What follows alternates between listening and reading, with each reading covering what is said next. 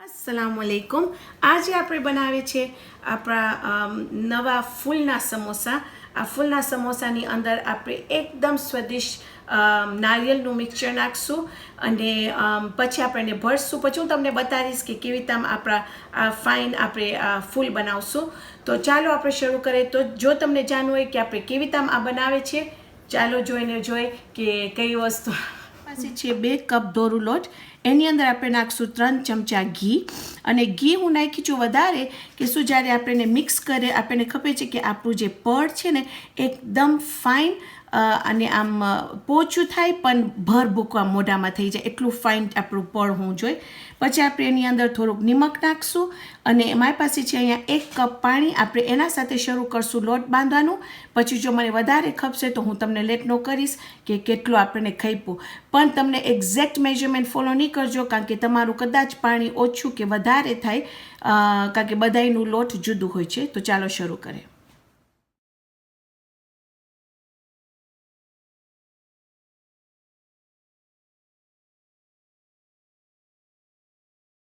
લગભગ તમે એમ સમજો કે 3/4 કપ હું વાપરી, કારણ કે એમાંથી થોડુંક બાકી રહ્યું। તો તમે શરૂ કરજો 3/4 કપ વાપરવાનું। પછી તમે જોજો એમાં થોડું નાખજો કે પક્કા તમારી પાસે એવું લોટ હોય કે જે ન બહુ કઠણ હોય ન જો બહુ પોચું હોય। પછી ખાલી થોડુંક ઘી લઈ એના ઉપર ચોપી નાખશું આપણે આવી રીતે, અને પછી આપણે આને લઈ અને આપણે રાખશું કે પક્કા ફાઇન રીતે રેસ્ટ કરે આ લોટ પક્કા લગભગ 30 મિનિટ સુધી।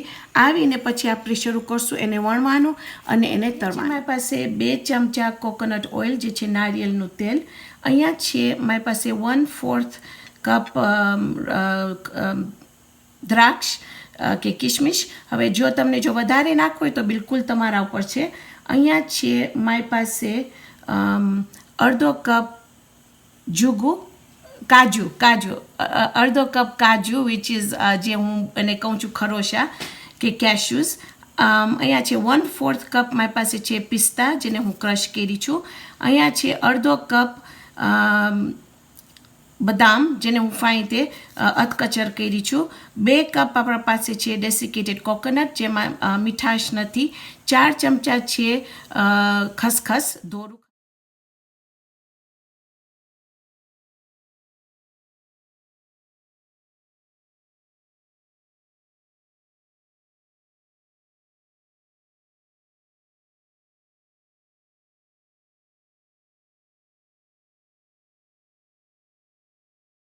ચીજ હું સાવ ભૂલી ગઈ તમને કહેતા કે એની અંદર આપણને અડધો કપ ખપશે સોજી, ને હું સાવ ભૂલી ગઈ, મને માફ કરજો।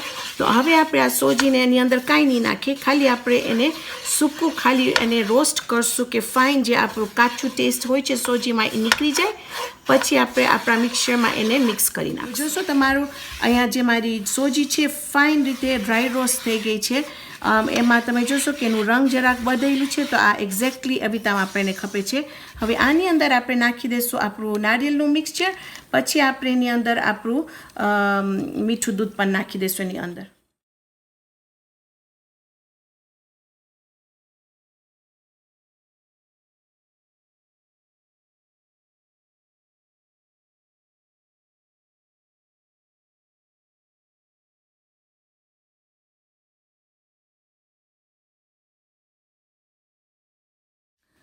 તો તમે જોશો કે અહીંયા હું ફાઇન રીતે એને થોડું મીઠું દૂધ નાખતી આવી, તો લગભગ 7 આઉન્સ એમાં ગળ્યું મીઠું દૂધ ને ફાઇન રીતે તમને એટલું જ નાખવું છે કે તમે આમ જોશો કે તમારાથી આમ જરાક વળશે એટલું જ।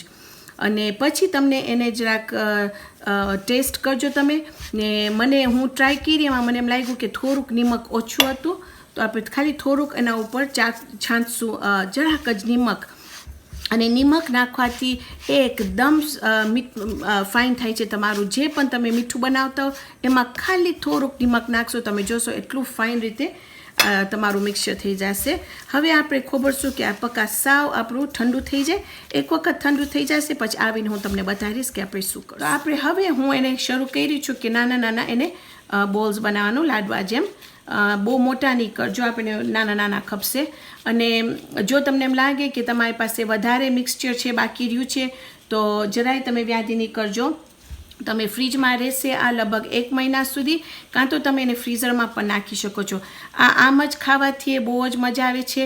કાં તો તમે એને ખજૂરની અંદર તમે એને ભરી શકો છો, કાં તો મમ્મીની મારી પાસે નાનની રેસિપી છે, જે યલો નાન છે, મીઠું પાઉં થાય છે, જે અમે મારા રમદાનમાં બહુ જ ખાય છે.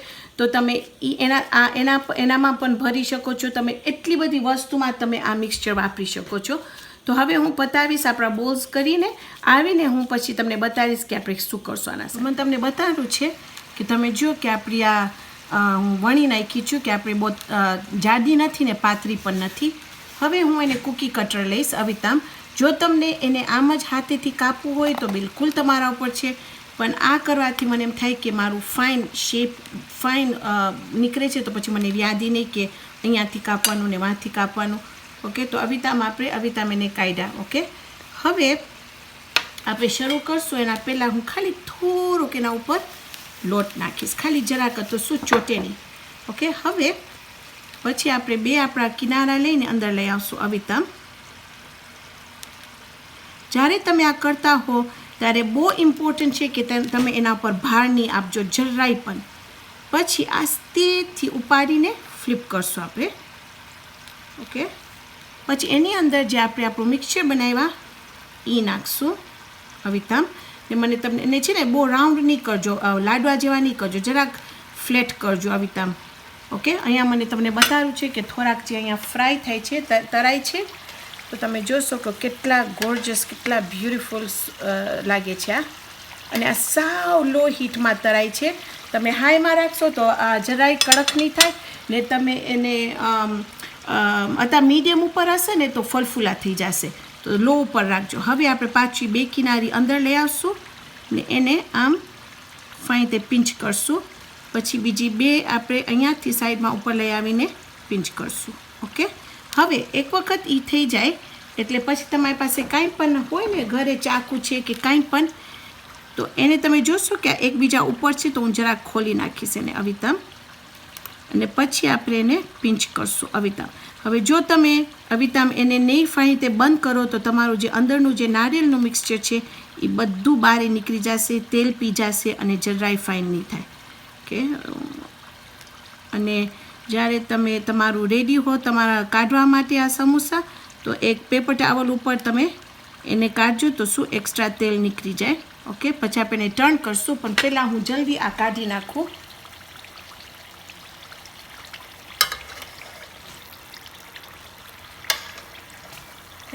જ્યારે તમે એને રાખતા હો ને તમારા પેપર ટાવલ પર, તો ઊંધું રાખજો અવિતામ, તો શું જે આ આપણા કોર્નર્સ છે ને એમાંથી બધું તેલ નીકળી જાય.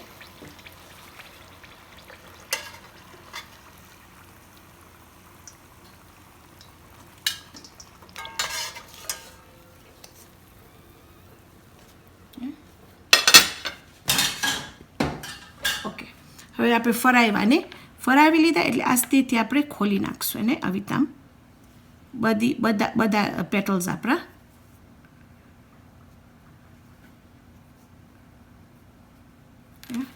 હવે તમે છે ને બહુ આસ્તેથી કરજો આ, કારણ કે આ બહુ ડેલિકેટ છે. કાં તો તમે એને આમ જ રાખી શકો છો જેમ છે એમ જ, કાં તો તમે એને અવિતામ પિંચ કરી શકો છો અહીંયા કોર્નર્સમાં, જેમ તમને ગમે. હજી આપણે એક બનાવશું તો હું તમને બતાવું વન મોર ટાઈમ. ઓકે, જુદું રાખશું. ઓકે, હવે આપણે શું કરશું, એના ઉપર પાછું લોટ થોડુંક જ લોટ ખપશે. ઓકે, હવે આપણે એને પાછું કોર્નર્સ લઈ આવશું અવિતામ, પછી એને ફ્લિપ કરશું અવિતામ. ઓકે, પછી આપણે આપણું જે કોકોનટનું મિક્સચર બનાવ્યા છે આની અંદર તમે ખજૂરે ભરી શકો છો. ઘણી બધી આઈડિયાઝ છે કે તમે એની અંદર કાંઈ પણ નાખી શકો છો. આ બે લઈ આવીને આપણે પિંચ કરશું, આ બે લઈ આવીને ઉપર આપણે પિંચ કરશું. ઓકે, પછી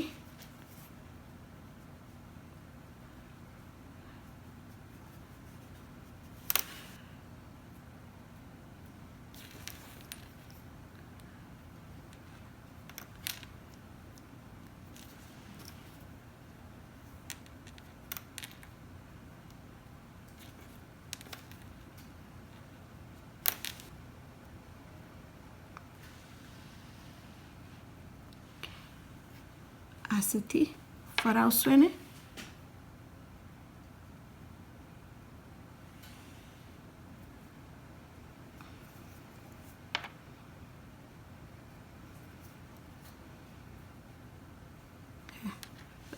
હું એને પિંચ નહીં કરું, હું આમ જ રાખીશ તો જુદું જાતનું કંઈક થાય.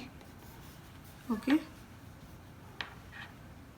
હવે તમે જોશો કે જ્યારે હું એને તેલમાં નાખીશ કે કેટલું આપણું તેલ ગરમ નથી, એટલું બધું આ લેશું છે. આમ ફૂલફૂલા નથી થતા, આસ્તે આસ્તે આસ્તે આસ્તે થાય છે. ઓકે, તો હવે આપણે જાક ફાઈ તેને તરાઈ જશે. આવીને હું તમને બતાડશું કે આપણે કેવી રીતે આને સજાવશું આપણા સ્પ્રિંકલર્સ સાથે.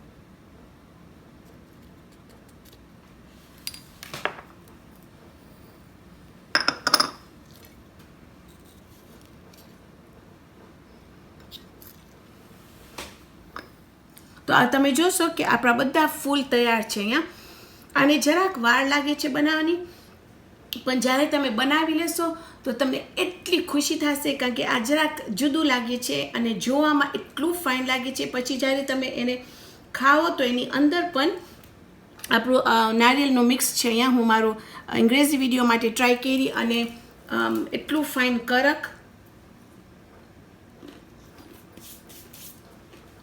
એકદમ કડક થયા છે.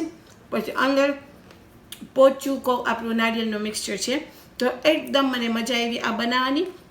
વચમાં અહીંયા જે તમે જોશો કે જે આપણું સ્પ્રિંકલ્સ કે આપણી કેન્ડી નાખ્યા છે, એમાં હું થોડુંક મધ લીધી, મધને જરાક એમાં બ્રશ કરી, પછી એના પર આપણે સ્પ્રિંકલ્સ નાખી, તો શું કે આપણું સ્પ્રિંકલ્સ ફાઇન તેના પર ચોંટી જાય. હવે તમે કોઈ જાતનું પણ આમાં જાતના ડેકોરેશન્સ કરી શકો છો, બિલકુલ તમારા ઉપર છે. તો આજે આપણે બનાવવા છે આપણા ફૂલના મીઠા સમોસાસ. ઇન્શાલ્લાહ આવતી વખતે આપણે બીજી જબરદસ્ત રેસિપી બનાવશું. તો ત્યાર સુધી ખુદા હાફિઝ.